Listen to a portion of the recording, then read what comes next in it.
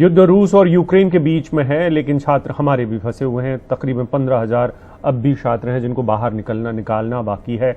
भारत सरकार इसमें कदम उठा रही है, 4 मंत्रियों को भी भेजेगी, अफसर लगाए हैं। और इस बारे में और जानकारी के लिए हमारे साथ सनी कुमार हैं, जो यूक्रेन पढ़ने गए थे, उन्हीं छात्रों में से एक हैं जो वापस आना चाहते हैं। बहुत बहुत शुक्रिया सनी, आपने हमारे लिए वक्त निकाला। इस समय आप कहाँ हैं और वहाँ के हालात के बारे में पहले बताएं। हॉस्टल में sir, hostel number 8 Labib oblast. और स्थिति सर यहाँ की बहुत खराब है सर। 25 को शाम को 3 बजे सर हम लोग ऐसा एडवाइजरी रोज आ रहा था कि आप लोग कहीं ना कहीं जो नियर बाई बॉर्डर है वहां आप जाइए और वहां से आपको इवैक्यूएट किया जाएगा। तो हम लोग नियर बाई पोलैंड, यहाँ से 80 किलोमीटर है सर।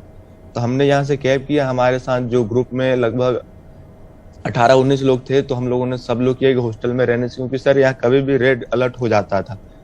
हर 1 घंटे 2 घंटे बाद अलार्म का आवाज सुनाई देता था। तो हम लोग को कहा जाता था कि आप अपना हॉस्टल छोड़ के नीचे चले जाइए, बैंकेट हॉल में चले जाइए।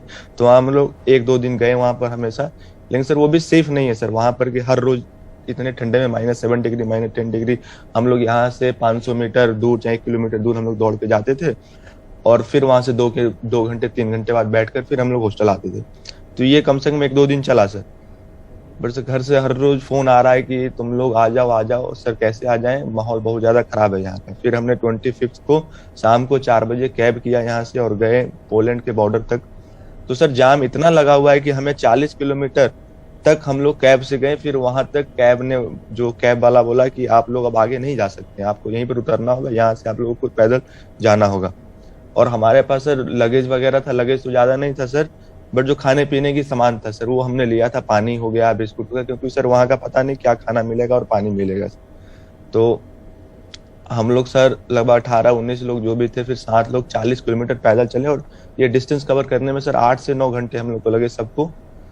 और कम से कम बहुत ठंडा था सर वहां पर, एक्चुअली इतने ठंडे में सर, और साथ में लड़कियां भी थी सर हमारे साथ।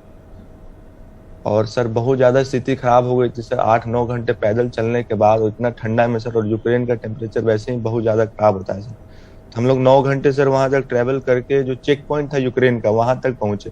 और सर वहां पर इतना भी लाखों की संख्या में वहां पर लोग हैं और यूक्रेनियन है। वो लोग इंडियन के साथ, मतलब यूक्रेन का पता नहीं क्या है क्या नहीं है, बट वो लोग इंडियन का कुछ बात नहीं सुन रहे थे। अगर मैं आर्गुमेंट भी कर रहा था कि कई लड़कियां बेहोश भी हो गई इतना ठंडे के कारण, हाइपोथर्मिया, वो लोग सर्कुलेशन नहीं हो पा रहा था, और कितनी लड़कियां बेहोश हो गई वहां पर। और हेल्प चिल्लाने पर भी बहुत देर के बाद वो लोग आ रहे थे और कुछ सुन नहीं रहे थे कि क्या है क्या नहीं। बंदूक के नोक के नीचे हमें रखा गया था सर वहां पर। सर बताइए, हम लोग यहाँ पर कुछ चोरी करके थोड़ी भाग रहे हैं सर, हम लोग यहाँ पर स्टडी करने आए हुए थे। और माहौल ऐसा है कि अब हमें समझ नहीं आ रहा है कि सर हम लोग करे तो करे क्या। यहाँ तक इंडियन एम्बेसी भी हमारा कुछ नहीं कर रहा। 2 दिन और 2 रात हम लोग -7 डिग्री सेल्सियस, ना वहां पर कोई शेल्टर वगैरह है, ना वहां कोई खाने पीने की व्यवस्था है, ना वहां बैठने की। एक पैर पर हम लोग, इतनी भीड़ है कि हम लोग 2 पैर भी नहीं रख पा रहे थे सर वहां पे। और सर लड़कियों की हालत और ज्यादा खराब हो गई थी सर, ना वहाँ वॉशरूम है ना लेकिन कुछ आप है। वहां से वापस आए, फिर अपने सर वापस हिम्मत आप टूट गया। पोलैंड की तरफ जब गए थे तो आप वापस आए? सर वहां तक तो हमने पहुंचा ही नहीं। जो चेक पॉइंट है यूक्रेन का, वहां से ही सर 2 दिन और 2 रात हम लोग रुके रहे। और -7 डिग्री सेल्सियस पर सर खुले आसमान के नीचे हम लोग हिम्मत करके सर, कम से कम एटलीस्ट ये उम्मीद था कि हम लोग घर जाएंगे तो इतना ठंडा हमारा कुछ नहीं बिगाड़ सकता। जब तक हम लोग टूटेंगे नहीं तब तक ये ठंडा कुछ नहीं हो सकता। बट 2 रात और 2 दिन रुकने के बाद ये चेक पॉइंट के बाहर जो यूक्रेनियन पुलिस थे हमें जाने नहीं दिया। तो सर आधे हमारे साथ कुछ और भी लड़के थे, लड़कियां थी, जो सर हाइपोथर्मिया के चलते बेहोश हो जा रही थी।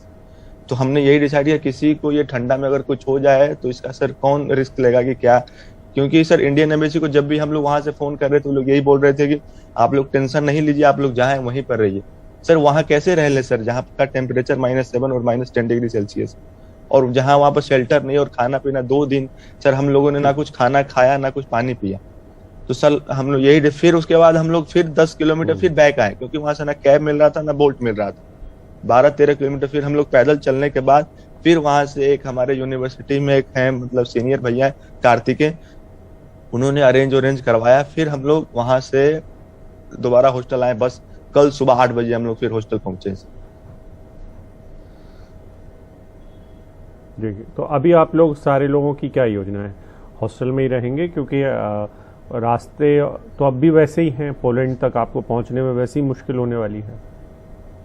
सर अभी कुछ नहीं समझ में आ रहा सर, क्योंकि किसी के पास हिम्मत नहीं कि सर हम लोग फिर 5 से 10 किलोमीटर, चाहे आप पता नहीं 10 किलोमीटर चलना है या 20 किलोमीटर चलना है तो शायद उतना ही होगा सर, 30 किलोमीटर चाहे 40 किलोमीटर। अगर मैं मान लूं कि 20 किलोमीटर चलना है, फिर भी सर किसी में हिम्मत नहीं कि हम 20 किलोमीटर यानी 4-5 घंटे में पैदल चल के जाऊं, क्योंकि 2 दिन वो चलने के बाद सर किसी में हिम्मत नहीं है, हिम्मत टूट चुकी है सर सबकी। अब तो सर सबका यही है कि सर आपको अगर इवैक्यूएशन करना है तो आप लबीब शहर से कीजिए, जहां हम लोग हॉस्टल में बैठे हुए हैं सर। और -7 और कभी भी यहाँ पर सर स्नोफॉल हो जाता है सर। ठीक है, और खाने पीने का इंतजाम है आप लोगों के पास? सर खाने पीने का इंतजाम है आपके पास? सर है, बट 10 दिन का भी नहीं है हमारे पास, शायद 4 दिन का 5 दिन का स्टॉक रखा हुआ है। और सर कैश भी खत्म हो रहा है, यहाँ पर एटीएम में कैश खत्म हो गए सर, तो हम लोग कैश भी नहीं निकाल पाएंगे सर। फिलहाल कल हम लोग कैश जब आए तो कैश वैश सबके पास खत्म हो गया था, हम लोग एटीएम गए तो वहाँ कैश नहीं निकल रहा है सर। ठीक है, आप अपना ख्याल रखिए इस मुश्किल दौर में। आप अपने साथियों को भी हौसला दीजिए। भारत सरकार उम्मीद कर रही है कि कुछ रास्ता निकाले। उसने यहाँ से कुछ मंत्रियों को भी भेजने का फैसला लिया है। हो सकता है राजनीतिक रास्ते निकलें और आप लोग यहाँ से वहाँ तक पहुँच पाएँ। इस सब के बीच में आपको हौसले की बहुत ज़्यादा ज़रूरत है। जो इतने भी छात्र हैं उन सबको बहुत बहुत शुक्रिया सनी, इस मुश्किल दौर में भी हमारे से बातचीत करने के लिए। आपकी बात भारत सरकार ज़रूर सुन रही होगी, यही हमारा मकसद भी है, आपको इस तरीके से लाइव बिठाने का और आपकी बात सरकार तक पहुंचाने का। बहुत बहुत शुक्रिया आपका।